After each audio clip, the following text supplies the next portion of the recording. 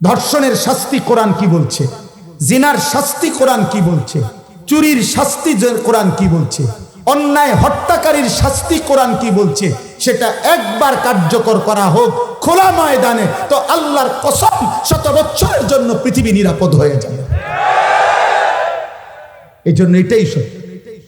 আজকের পৃথিবীর 800 কোটি মানুষ, সারা ইউরোপ অবাক বিস্ময়ে, সারা পৃথিবীর সমস্ত মেশিন দিয়া তারা তাকায় আছে আফগানিস্তান করছেটা কি, ইমানদার করছেটা কি।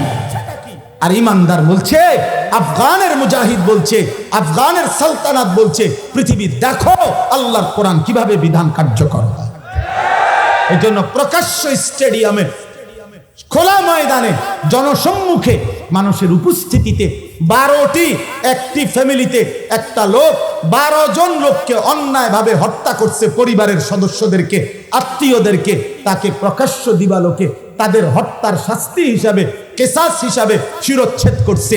গোটা পৃথিবী, ইউরোপ বলছে এটা আর কি মানবাধিকার লঙ্ঘন। বেঈমান, এর আগে ওই যে 12 জনকে হত্যা করলো, এটা কি লঙ্ঘন? ওটা বল না, এটা কিছু না, এটা মানবাধিকার।